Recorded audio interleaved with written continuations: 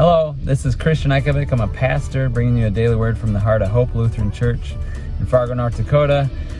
Just a blessed day today, and I get some time with family. We're actually doing a little road trip, going to see family and some other things just for the weekend. Got little Evie here in the back seat. You want to say hi, Evie? Hi. She's a little bit grumpy because Papa's filming a Devo in the car instead of hanging out with her. Just for a second, though.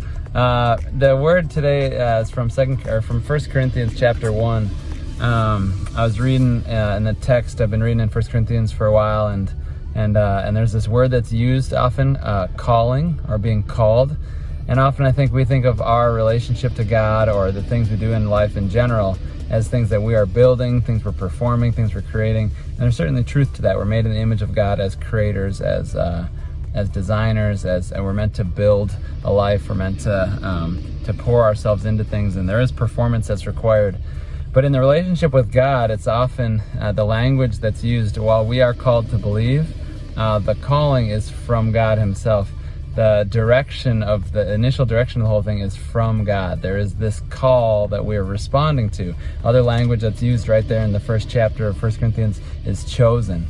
There's this text where it says, "Consider your calling, brothers and sisters, that not many of you were wise according to worldly standards. Not many of you were mighty or of noble birth," which is kind of humbling. It's like Paul taking some shots at the Christians, but he's not. He's trying to remind us, hey, God didn't set His eyes on you because He thought you were just wonderful. He thought you were so great. He thought you were going to perform so well. He actually set His love on you. He called you, and He actually will use your weaknesses to bring to shame some of the strengths of this world. He'll use some of our foolishness as Christians to actually show up the wisdom of this world that has not found its way to Him, but in fact has rejected Him. So consider your calling, brothers and sisters. And I think one of the most important things of that is to be humble, but also to be responsive and remember, goodness gracious, I didn't start this thing. I can't finish it. This is something that He has done. He has called me.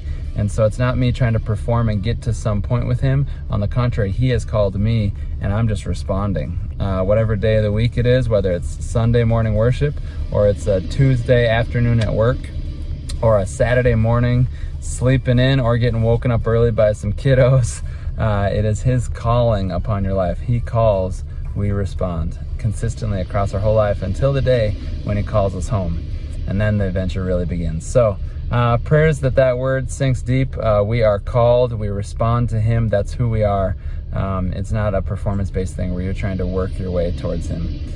His love is available and is set upon you. He chose you, not the other way around. So bless you. I pray that you walk in that grace and let your life shine a light for the one who has called you by name. Amen.